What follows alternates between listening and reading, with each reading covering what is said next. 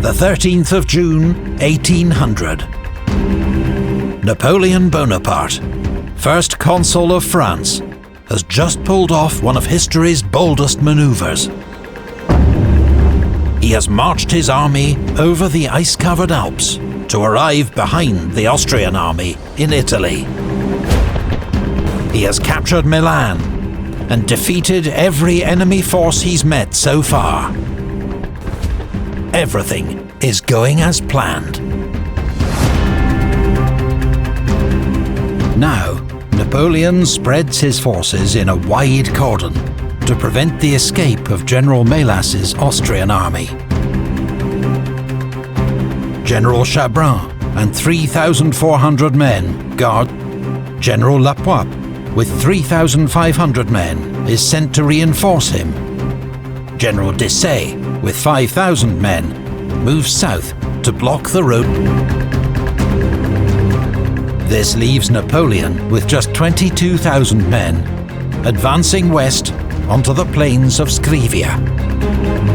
But the first consul has been misled by the over-optimistic reports of scouts and spies. Melas is not planning to retreat. He has concentrated 30,000 veteran troops around the fortress city of Alessandria. They are well rested, supplied, and have a great superiority in cavalry and artillery. And they are preparing to attack.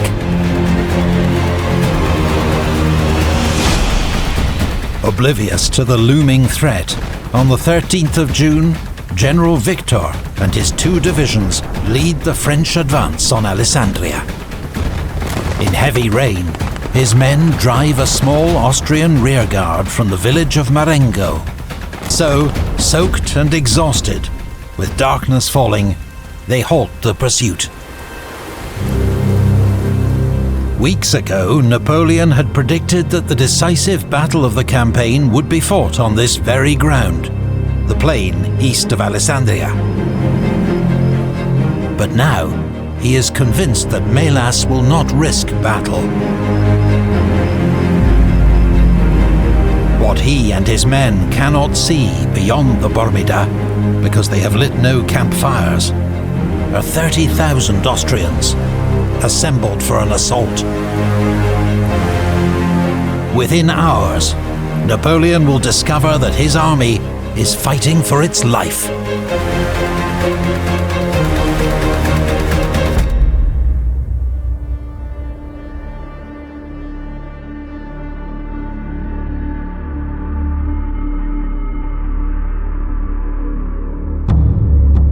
Dawn, the 14th of June.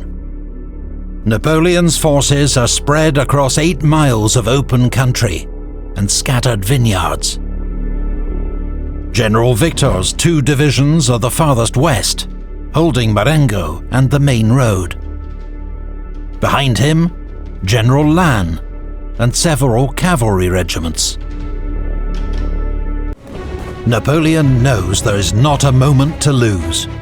He scrawls an order to Desaix, who he sent to cut off the Austrian retreat and is now 4 miles away. I had thought to attack the enemy. They have attacked me. Come in the name of God, if you still can. He sends the same order to General Lapointe. Then he races to the front with his only reserves, Monniere's division and the Consular Guard.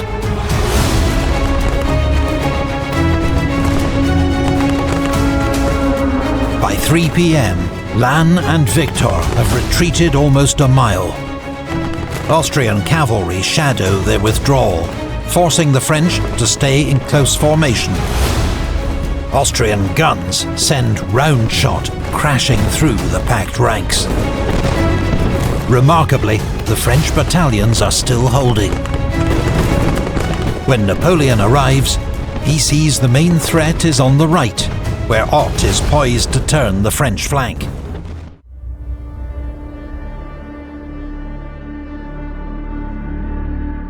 The mood is grim and despondent. But news of Desaix's arrival spreads like an electric shock. "Here they are! Here they are!" the troops exclaim. Napoleon is rejuvenated. "We have gone back far enough today," he tells his troops. "You know that my custom is always to sleep on the field of battle." The Austrian army is advancing on all fronts, but they are now scattered and disordered, and they have diverted forces north and south in an attempt to encircle the enemy. What's more, General Zach has advanced to lead the pursuit, handing overall command to General Keim. Several other Austrian generals have been wounded. Chains of command have become dangerously muddled. Using Desaix's fresh troops, Napoleon now prepares a last-ditch counterattack with all the supporting forces he can rally. General Marmont concentrates all the available guns, 18 of them, to blast the Austrians. Then, with the 9th Light Demi Brigade in the lead, the attack begins. The rapid fire of these experienced skirmishers staggers the Austrian advance. General Zach orders up more artillery and sends forward his elite grenadiers.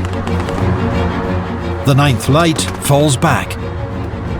To the Austrians, it seems the French are retreating once more. Suddenly, they are blindsided by the rest of Desaix's fresh troops, emerging without warning through the vineyards. Desaix joins the 9th Light and leads them forward in a bayonet charge. At this moment, he is shot through the heart and killed instantly. Seeing their commander fall, the 9th Light cries, "Vengeance!" and surges forward. General Kellerman thunders in with 400 heavy cavalry. They crash into the Austrian left flank. To add to the chaos, an Austrian ammunition wagon is hit and detonates in a tremendous explosion. The combined effect is devastating. Panic spreads, morale collapses. In just a few minutes, hundreds of Austrians lay down their arms and surrender. Thousands more flee, spreading terror among troops in the rear. General Zach, trapped in the rout, is among the 2,000 Austrian prisoners.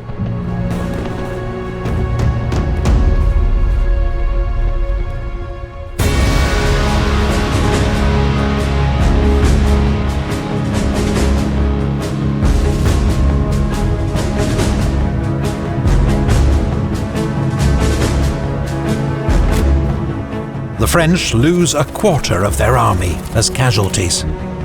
The Austrians, more than a third. Yes, Bourrienne, I am satisfied. But Desaix, what a triumph this would have been if I could have embraced him tonight on the field of battle.